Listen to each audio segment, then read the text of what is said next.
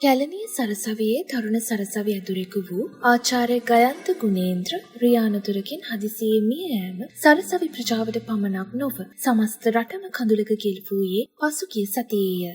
ඔහුගේ වියෝව සමාජය තුළ බලවත් කම්පනයකට ලක් කළේ ඔහු සිය ප්‍රිය බිරිය සහ ඔවුන්ට සිටි තුන්නියුන් දරු පැටවුන් සමග විනෝද ගමනක් ගොස් පැමිණෙමින් සිටියදී මේ බිහිසුණු අනතුරට මුහුණ දුන් නිසාය.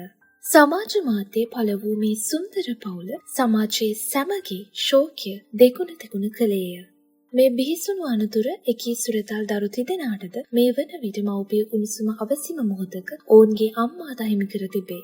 පසුගිය මාර්තු 19 වෙනිදා අලුයම මියගිය කැලණිය විශ්වවිද්‍යාලයේ දර්ශන අධ්‍යයන අංශයේ මනෝවිද්‍යා ඒකකයේ ප්‍රධානී ජ්‍යෙෂ්ඨ කතිකාචාර්ය ආචාර්ය එන්.ඩී.ජී. ගයන්ත ගුණේන්ද්‍ර මහතා පසුගියදා එනම් 2025 මාර්තු මාස 19 වැනි දින අලුයමදී හදිසිරිය අනතුරකින් ජීවිතක්ෂයට පත්විය.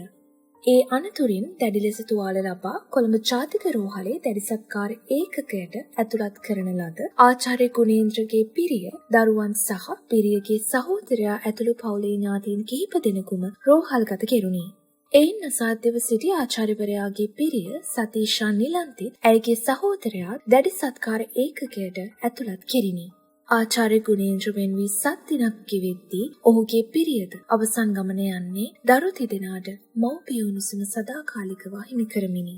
මේ සුන්දර පවුල පසුගියදා යාපනයට යන්නේ විනෝද ගමනකටය. මුළු පවුලම එකී ඉතා විනෝදයෙන් සැහැල්ලුවෙන් ගත කළ බව ඔවුන් යාපනයේ ගොස් සිය දරුවන් සහ පවුලේ අය සමග පළ කළ සමාජ මාධ්‍ය ඡායාරූප කියාපායි. එහෙත් මේ සතුට ඔවුන් යලි නිවෙස් බලා එන නිමිෂයේ රියදුරකු අතින් සදාකාලිකව වැළලෙන ලකුණු ඔවුන්ට සොබාදහම කලින් ඉඟි නොකිරීම අවාසනාවකි.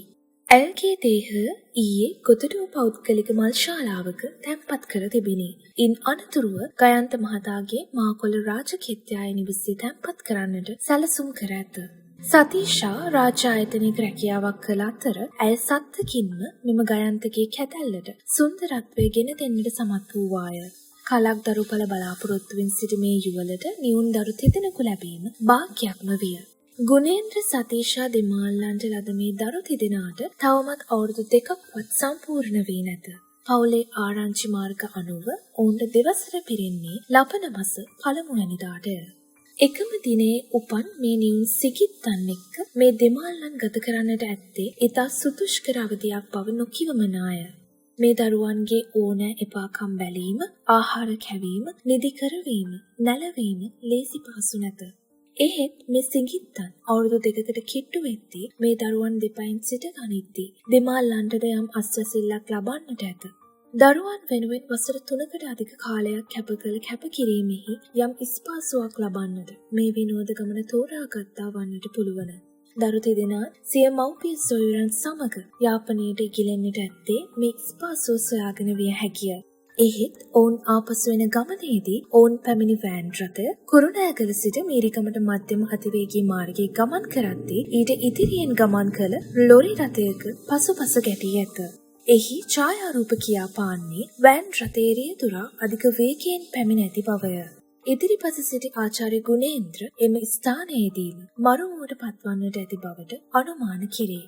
සතීෂා මිය යන්නට පෙර මෙම ගමනට ඔවුන් සමග ගිය ඇයගේ සහෝදරයාද දැඩි සත්කාරයේ හිඳ මිය ගියේය. එයින් බලන කල මේ වන විට තුන් නියුන් සිඟිත්තන්ට මව්පිය යුවලක් සේම සතීෂාගේ වියපත් මව්පියන්ටද දරු දෙදෙනෙකු මේ අනතුරින් අහිමි කොට ඇත. එය කවරනම් ඛේදවාචකයක්ද? මේ ඛේදවාචකය අපට ලොකු පාඩමක් කියා දුන්නද? එය සුක්කානමක් අතට ගන්නා රියදුරන්ට පැය කිහිපයකට වඩා මතක තිබේද යන්න ගැන විශ්වාසයක් නැත. එසේ වීනම් මේ අවුරුද්දේ මෙතෙක් ගත වූ කාලය තුල රිය අනතුරු වලින් අපේ රටේ වටිනා මිනිස් ජීවිත 500ක් බිලිවන්නේ නැත. රියදුරු නොසලකිල්ලෙන් උපන් මේ ඛේදවාචකයේහි පැතිකඩ කිහිපයක් තිබේ. එකක් මේ තවමත් මව්පිය උණුසුම තදින් මෝන කරන සිඟිත්තන් තිදෙනෙකුගේ අනාගතය මුළුමනින්ම අඳුරු වීමය. ඔවුන්ට හෙට අම්මා තාත්තා කියන්නට කෙනෙක් ඉතිරිව නැත. තාත්තා නැතිවද දරු තිදෙනෙකුට මව්සෙනෙහි අහිමි වීම කෙතරම් කේතනීයද යන්න අප රිය පදවන හැම විටකම සිටිය යුතුය. අනෙක රටක් වටිනා සරසවි ඇතුරෙකු අහිමි වීමය. ආචාර්ය ගුණේන්ද්‍ර ගයාන්ත බෙලියත ප්‍රදේශයේ උපත ලබා ශ්‍රී ජයවර්ධනපුර විශ්වවිද්‍යාලයෙන් උපාධිය ලබාගෙන පසුව ඔහු එම විශ්වවිද්‍යාලයෙන්ම මනෝවිද්‍යාව පිළිබඳ ආචාර්ය උපාධිය ලබාගෙන තිබිණි. ඔහු කැලණිය සරසවියට එන්නේ පසුවය. ආචාර්ය ගයාන්ත මහතා කැලණිය හා ශ්‍රී ජයවර්ධනපුර විශ්වවිද්‍යාල දෙකේම සිසුන් අතර ඉතා ජනප්‍රිය හා ගෞරවයට පාත්‍ර වූ ආචාර්යවරයෙකු ලෙස ප්‍රකටව සිටියේය. අද කාලයේ සිසුන්ගේ එවැනි බුහුමනක් ලබන ඇතුරුවද දුලභය. මේ කතාව සමාජය අතුරින් ඉස්මතුවද මේ අවුරුද්ද තුල සිදු වූ 500කට ආසන්න රියානතුරු අතරේ මෙවැනි ඛේදවාචක 100 ගණනක් තිබෙන්නට පුළුවන්. ඔව්හු ගුණේන්ද්‍ර පවුලේ අයමෙන් තනිව කඳුළු සලනවා ඇත. සුක්කානමක් අතට ගන්නා රියදුර වගකීමෙන්ම සිත යොමු කළ යුතු කතාවයයි. මේ පිළිබඳව ඔබගේ අදහස් පදින් කමෙන්ට් කරන්න අමතක කරන්න එපා.